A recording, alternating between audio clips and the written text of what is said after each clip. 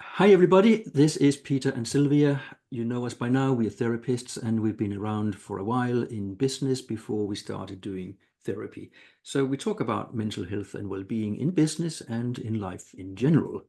And this one is probably more about life in general because the new academic year has just started.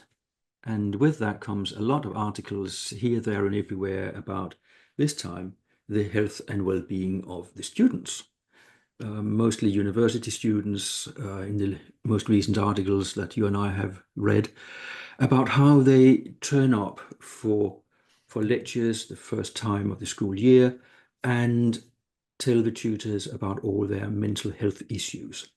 I've got this, I've got that, I can't do this, I can't do that, and preferably don't give me anything to do because it stresses me out no end, and my anxiety this, and PTSD that, and ADHD, whatever. Now, this sounds as if someone like me shouldn't say all this and sound a little bit derogatory about it, but that's not the whole point.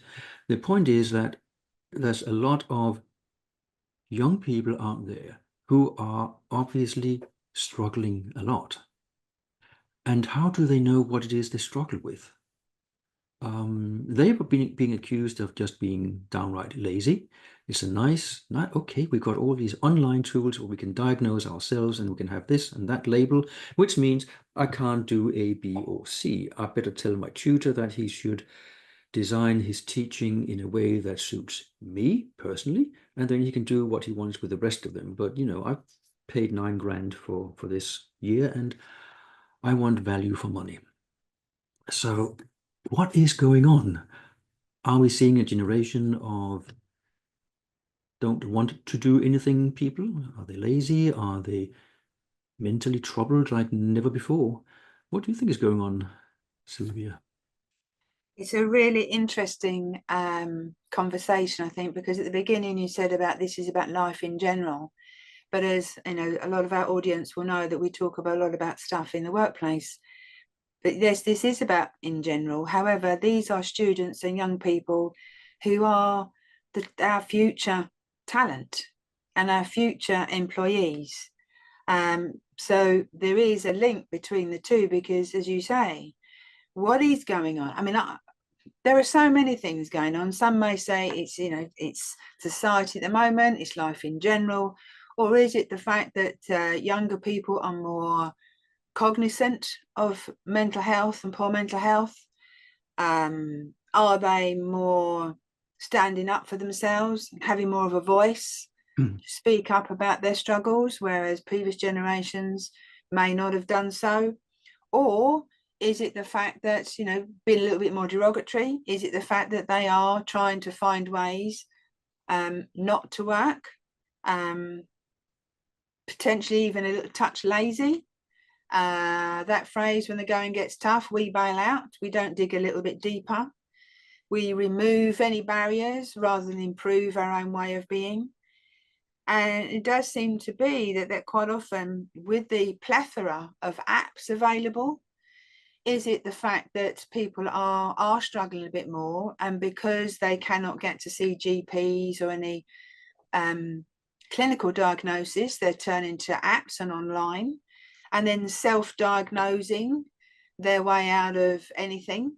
And then, because of the impact of and the awareness of mental health and poor mental health specifically in the education system, and then further down the line in the workplaces, are tutors scared almost of challenging because the risk of recriminations and discriminations, not following procedures? At the same time, though, are we or they not, the normal struggles to adapt to the challenges are being, I don't know, what's the word? Pathologized? Is that the right word? Possibly. Uh, and this behavior from tutors, because they feel they can't challenge, denies the students possibly of potentially developing or growing through their resilience, however we determine that, or whatever our own experiences of resilience are. instead of them encouraging them to grow or to manage these conditions if they actually truly exist. And I think that it is such a complex area, but I do think it's so, for a lot of the students, it's so much easier to, and we touched on this before, and it sounds quite cruel in a way, because there are so many people out there who really are struggling, but those that are using the poor mental health as a reason, as an excuse, and I think that is very, very worrying and very troubling. Poor mental health has always been around. Yes. And again, this is something we have touched on before in different contexts. Was it worse then, or just as bad or better than it is now? Or was it just because we didn't talk about it that Yeah. it's massively taboo topic, so you just soldiered through and never mentioned anything? But also recently we can read about children at school not wanting to go to school because they don't like the teacher. Mm. Well, there were loads of teachers I didn't like, Mm-hmm. but it's never I just on didn't the like school, but I still went. it was never on the agenda that you said, well, then don't go to school then. Mm. So where does that come from? And in an article, I'm just going to look away and read, so I say Mm-hmm. what it should Mm-hmm. be doing. So we now have learning avoidance. It actually Mm. has a name, emotionally based school avoidance, whereby children do not want to go to school. Mm. They're fine, don't want to go to school. No, Mm. I get anxiety. Teacher is not nice. Other boys and girls are not nice, and so what's going on there? Is Mm. that something we need to talk to the parents about? Mm-hmm. I don't know. I'm not a parent, so I can't really make that lived experience comment. Um, or are people more and more taking the path of not only least resistance, but the path of no resistance? Mm. And just before we went on air, we talked about the times tables. Yes. You run with that one, Sylvia. Yeah, I saw a report, a discussion on the TV and in the paper the other week about how there are, I'm not sure if it was a think tank or whether there was a report, or but there was a growing movement to remove the times tables from schools, because the times tables are creating anxiety within the pupils. So the thought process was, if it's creating this much anxiety with the pupils, well, then we'll remove the times tables from the curriculum. Now, again, this taps into what I was saying earlier about, so rather than improve potentially the environment, improve perhaps the way it's taught, improve awareness, or improve students' or pupils' ability to manage anxiety, to prevent it, what's going on, we'll remove it. So rather than improve, we remove. And that seems to be a lot of what's happening. Rather than, as I say, digging a bit deeper, we remove the obstacle. And I find that, again, I also find that troubling and worrying, because what message is that sending for when these students of whatever age go out into the big world, for want of a better phrase, and they come up against stuff, because life's full of stuff that we have to deal with. It's not all, there's always issues going, there's always challenges. So how do they deal with those? Or do they just, oh, there's an obstacle, oh, we'll go that way instead, rather than face it and deal with it? Yeah, this sort of remove rather improve things.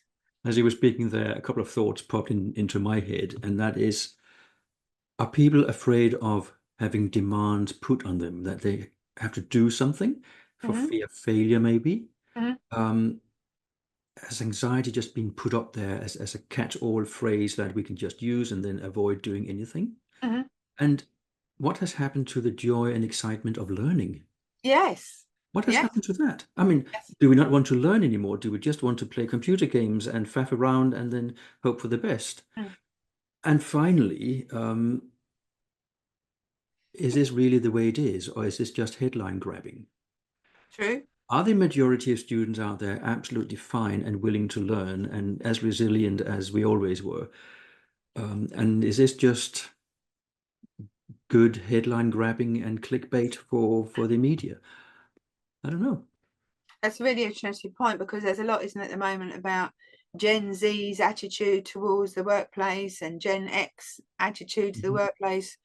But is that just the minority?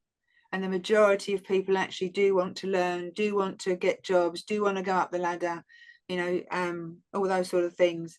And is this just the tip of the iceberg? And again, we listen to and read all the minority stuff rather than the majority actually, are doing okay. And it's interesting picking up on the point about anxiety. Anxiety is a human emotion, feeling that we all have, and we could all have. And it's how we deal with that. But at the same time, is it anxiety, or is it nerves, or is it excitement, or is it just don't want to do it? Anxiety is something we could all have. But as you say, coming back to the times table, you mentioned earlier about your experience at school, where if you didn't know your I know 9 was my sort of nemesis. The 9 times table was my nemesis. And the panic if you got it wrong, because you'd felt you're going to be ridiculed and laughed at and humiliated.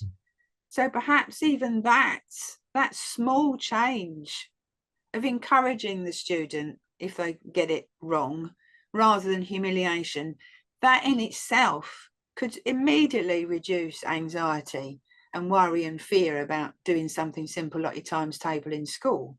So perhaps there's an awareness there of how we behave when someone doesn't get it quite right, rather than using the encouragement rather than the disabler, we enable. And not getting it quite right is actually part of learning. Yes. Because if you just get it right the first time round, well, what are you learning? So, Mm, I was ridiculed by my math teacher in front of the whole class during the 6th timetable. And that wasn't a pleasant experience, but it didn't make me not want to go to school the next day, because mm, going to school wasn't a great experience. Um, but we just have to carry on, I think, because if we just sit back and don't want this, don't want that, well, we're not going to end up anywhere exciting. So I don't know whether we have developed generations who have a fear of learning, mm, performance fear. I don't know, but it would be interesting, as always, when we end these conversations without a definitive conclusion on mm, anything, mm, as always, mm, to hear what everybody else thinks, because we've opened a can of worms here, I think, and there's so much more to it than we can do mm, in a 10 or 12-minute conversation. mm. So thank you for staying the course with us. And let us know what you think about, have we stopped learning? Do we not care anymore? Does it just have to be easy? So thank you for watching, and see you in another video. Take care. Thank you. See you later. Bye bye.